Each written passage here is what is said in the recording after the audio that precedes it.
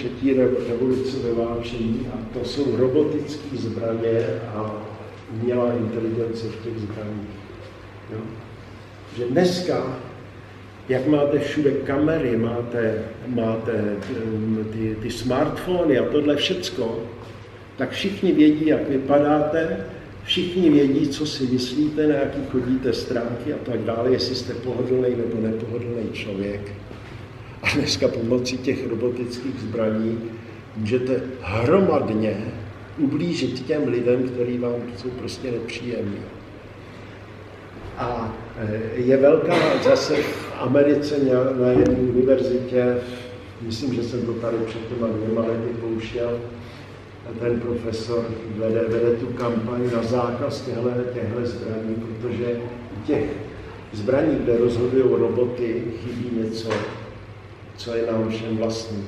Že i když byly války, kde jsme obsluhovali ty tanky, tak jsme pořád ještě měli svědomí a ty generálové vojáci a měli to svědomí, zatímco ty algoritmy jsou nemilostné.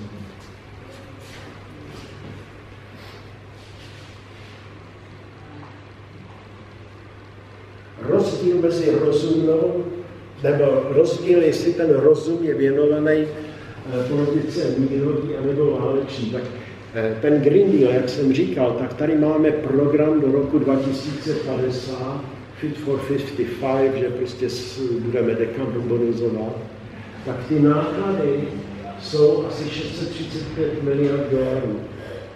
No, jeden institut v Kielu v Německu vyčíslil, kolik stojí válka na Ukrajině.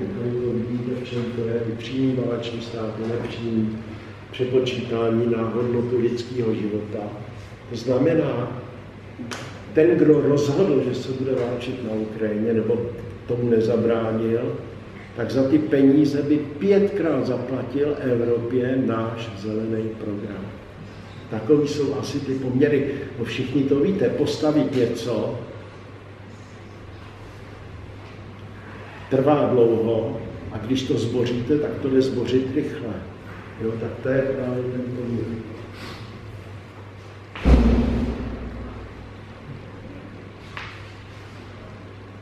Jo. Jediné, co je na zbrojení pozitivního, je, že vlastně všecko, co využíváme, nakonec i vlaková doprava, to je všecko výsledek vojenského výzkumu a je to vlastně, že z toho vojenského využití se oddělí potom civilní využití, takže máme civilní jadernou energetiku, máme báječní auta, osobní počítače, osobní komunikaci, GPS, to všecko mělo původně vojenský účel, ale teď nám to vlastně zvyšuje náš blahobyt.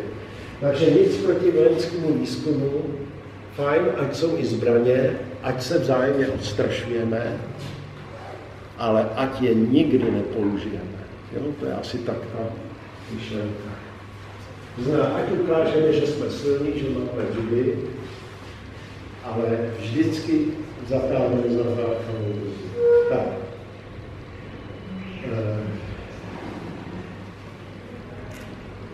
Jak se to dá měřit?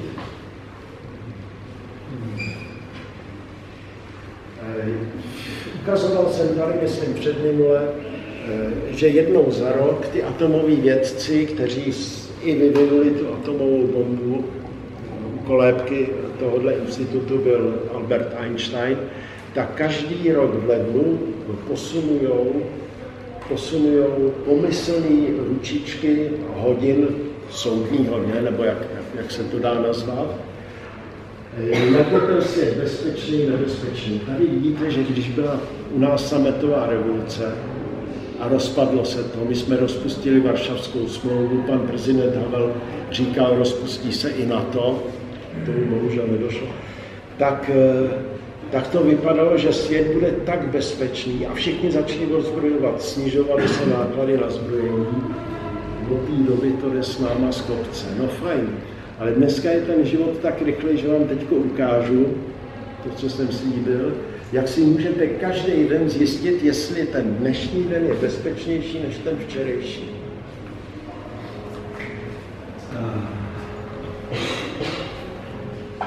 Chce si někdo typnout, podle čeho se to pozná?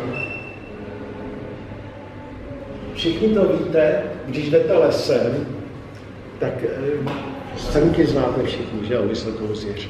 Ta srnka přesně cítí nebezpečí, jestli je nebezpečí a podle toho si zachová.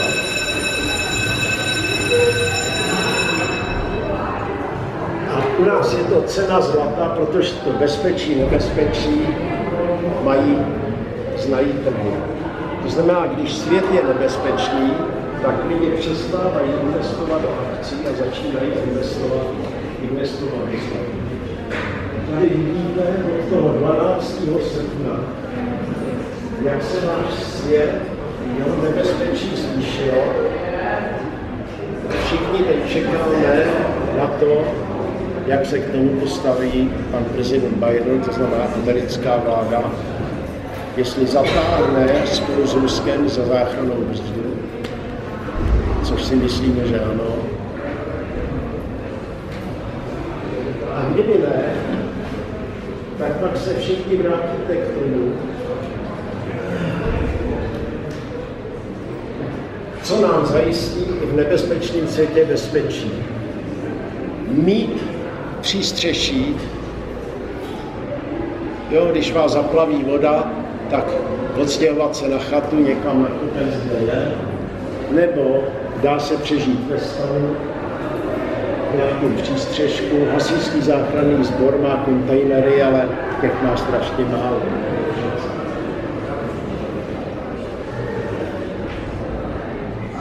Tak musíte vědět, jak si zajistíte teplo.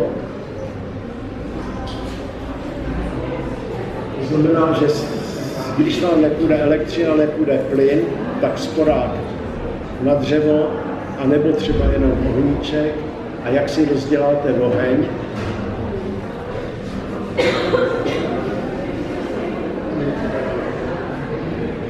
Jak si zajistíte pitnou vodu?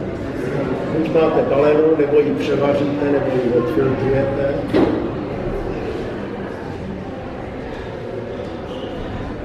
A jaký potraviny se vám neskazí, když přijdete o elektřinu a neskazí se vám maso v lednici, to znamená trvanlivé potraviny, rýže, ruškoviny, těstoviny, olej, konzervy, med. Tak to jsem vám chtěl dát jako zhádanku, ale bohužel už jsem se moc rozpovídal a zazvodil. Takže to je všechno. To znamená to, co jste se naučili na táborech, ti z vás, kdo jsou dobrovolní hasiči, tak dokáží, tak jako v té Indii, poradit svým rodičům, svým dospělým, známým, svým spolužákům, jak přečkat jakoukoliv krizi, která vás nevěří. Tak já si myslím, že poděkujeme.